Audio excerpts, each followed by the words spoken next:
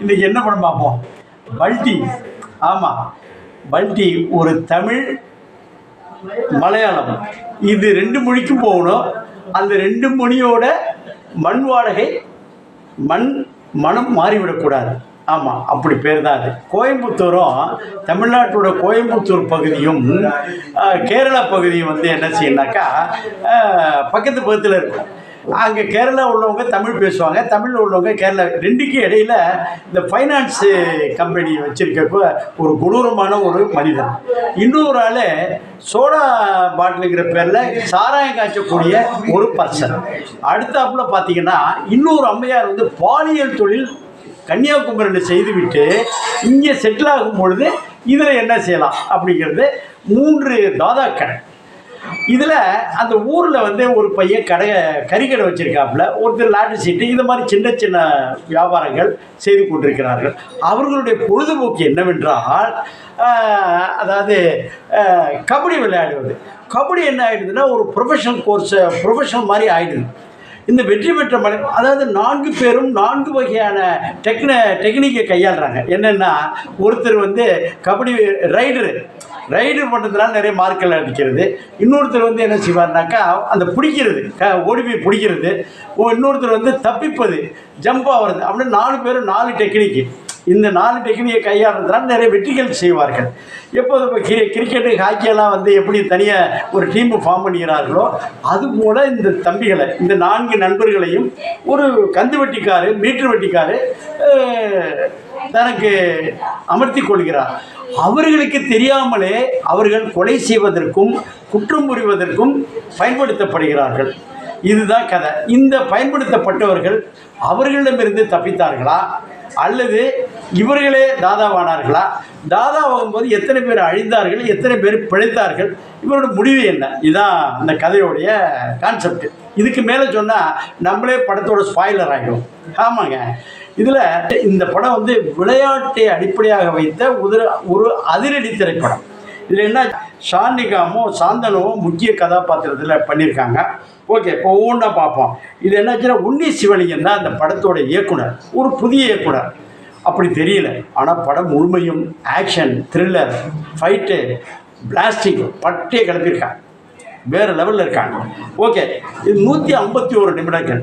என்னங்க இதில் போய் கதை இருக்கா அப்படின்னா கதை இருக்குது. இல்லை, இது அந்த படத்துலேருந்து எடுத்துட்டாங்க, இது இந்த படத்துலேருந்து எடுத்துட்டாங்கன்னா, நீங்கள் உடனே சுப்பிரமணியபுரத்துலேருந்து எடுத்துட்டாங்கன்னா நீங்கள் முற்புறவியோட நினைவு உங்கள் கையில் வச்சுட்டு இருக்கிறீங்கன்னு அர்த்தம். அப்படி கிடையாது. இது வந்து என்ன தேவையோ, அதாவது ஃபைட்டில் என்ன பண்ணிருக்காங்கன்னா, யார் யார் இதில் ஃபைட்டு பண்ணுவாங்களோ அவர்கள் கபடியில் தாங்கள் கற்ற அல்லது தெரிந்து கொண்ட ஃபாஸ்டிங் மூமெண்ட்டை எப்படி பயன்படுத்த வேண்டியதை பயன்படுத்தி இருக்கிறார்கள். இது ஒரு கபடி பிளேயர்ஸுக்கு கிராமப்புறங்கள் மட்டும் இல்லை, நகர்ப்புறங்களும் ஏற்றுக்கொள்ளக்கூடிய ஒரு படமாக இருக்கிறது. இது எல்லாரும் பார்க்கலாம்.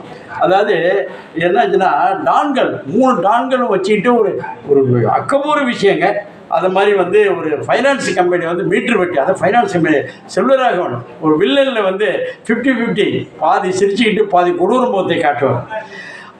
வட்டிக்கு பணம் திருப்பி கொடுக்கவில்லை என்றால் அவர்களை நிர்வாணமாக வைத்து அவர் கொடுமை, அது பெண் பிள்ளைகள் அண்டு மனைவிக்கு ஏற்றாப்புல ஒரு ஆண்மகனை நிர்வாணமாக நிற்க வச்சே அப்படி இருக்கும். அந்த செஞ்சுருக்காங்க. இது ஒரு பெரிய கொடுமையோட உச்சகட்டம். இப்படி ஒரு கொடுமை. இன்னொரு ஆள் என்ன செய்கிறான்னாக்கா, சோடா ஃபேக்ட்ரி வச்சுக்கிட்டு இங்கேருந்து சோடா ஃபேக்ட்ரி பேர நிறைய 3-4 தலைமுறையாக வச்சு அவனே அந்த ராஜ்யத்தை ஆண்டு கொண்டிருக்கக்கூடிய காலகட்டங்களில் இன்னொரு பெண் தொழிலாளி பாலியல் தொழில் செய்யக்கூடிய வருகிறார். இவர்களுடைய கையில் அந்த கிராமம், ஒரு சின்ன நகரம் மாட்டிக்கிட்டு விழிக்கிற விழிப்பு தாங்க முடியும். ஆரம்பத்தில் இந்த சிறுவர்கள் அந்த அடிச்சுக்கிட்டு லோயர் பீப்புளை அந்த விளிம்பு நிலை மக்கள் பண்ணுவதற்காக காட்டியிருக்கிறார்கள். அடித்து பிடிச்சி நல்ல அந்த டான்ஸு மேலங்கள்லாம் வச்சுட்டு இங்கே வரும்பொழுது சரி சின்ன பசங்க விட்டாக்க அந்த தடுமாறி வந்து அந்த சோத்தில் கறி வச்சிடலாம். அதனால ஏற்படக்கூடிய பிரச்சனைகள் இருக்குமாறு துதிக்கோள். ஏன்னா அந்த ஃபைனான்ஸ் கம்பெனியில் அதுதான் அந்த வட்டி கடை கொடுக்குறவங்க. ஏன்னா கேரளாவில் வந்து இந்த சிட் ஃபண்ட்ஸு ஃபைனான்ஸ் கம்பெனிகள் நிறைய இருக்கும். அவர்கள் சட்ட ரீதியாக தனது பரிமாற்றங்களை செய்வதற்கு ஒரு பேங்கை ஓப்பன் பண்ணக்கூடிய அளவுக்கு இருக்கும் பொழுது அந்த பேங்கை வந்து அசிங்கப்படுத்தி விடுகிறார்கள் இந்த 4 சேர்ந்து. ஆமாம், அப்போது அவருடைய ரியாக்ஷன்ஸ் எப்படி இருக்குது. அது மாதிரி ஃபைட்டு ரத்த வாடைகள் அதிகமாக இருந்தாலும் இதில் வந்து கொடுக்கக்கூடிய இன்ஃபர்மேஷனுக்கு அந்த கிடைச்சதுலேருந்தே வந்து எல்லாமே நான் போட்ட எஃபர்ட்ஸ் என்னோட ஒர்க்னால மட்டும் தான் கிடைச்சி நம்புறேன். எனக்கு மற்றவங்க வந்து சாந்தனு பாக்யராஜா பார்க்காம தனியாக சாந்தனுவாக பார்த்தாலே நான் ரொம்ப சந்தோஷப்படுவேன். பட் அது வேற வழி இல்லை. அவர் அவ்வளோ பெரிய பேர் சம்பாதிச்சதுனால அந்த ஒரு பேக்கேஜ் ஒன்று வந்துட்டு இருக்கு. ப்ளஸ் என்றாலும் மைனஸ் நிறைய இருந்துச்சுன்னு சொல்லவில்லை. ஆனாலும் ஒரு ஆக்ஷன் ஹீரோவுக்குள்ள அனைத்து உடல்வாகு அந்த ஃபைட்டு அந்த மாதிரி டான்ஸ் அந்த மாதிரி சில விஷயங்கள் கற்றுருக்கிறது வந்து வேறு லெவலில் இருக்கு. அவருக்கு இந்த சமயத்தில் ஒரு சொட்டு கொடுக்கலாம், ஒரு தட்டி கொடுக்கலாம். ஆமாம், தமிழ் இதில் வந்து இவ்வளோ பெரிய மனிதனை 20 வருடங்களாக 25 வருடங்கள் ஆகிவிட்டாலும் அவர் வந்து இதில் ஒரு சரியான சோபிக்க விட சரியான தளம் கிடைத்ததற்கு விளையாடி இருக்கிறார். இதில் மலையாளமும் தமிழும் கலந்து பேச வேண்டிய ஒரு சூழ்நிலையில் இதை வந்து அழகாக ட்ரெயின் பண்ணி அந்த மாடுலேஷன் வராமல் ப்ரெசன்ட் பண்ணியிருக்கிறார். ராதாக்கள் வந்து எப்படியெல்லாம் டெக்னிக் கையாளுறாங்க, அவர்கள் பொதுமக்களும் அந்த கூட வேலை செய்கிறவங்களும் எப்படியெல்லாம் மாற்றிக்கொள்கிறார்கள், உள்ளே போனால் ஒரு வழி பாதி என்பதை ஒரு அழகாகவும் நிதானமாகவும் அழகாக சொல்லியிருக்காங்க. மொத்தத்தில் யார் யார் பார்க்கலாம், வயது வந்த பிள்ளைகளை உடைய பெற்றோர்கள், வயது வந்த இளைஞர்கள், அந்த வளரக்கூடிய பருவத்தில் உள்ளவர்கள், இவரெல்லாம் எப்படி எச்சரிக்கையாக இருக்கணும் ஒரு விழிப்புணர்வை கொடுத்துருக்காங்க. மொத்தத்தில் குடும்பத்தோடு இந்த வாரத்தில் படம் பார்க்கக்கூடிய படங்களில் இது முக்கியமாக பங்கு வகிக்குது. பார்க்கலாம். வாழ்த்துக்கள்.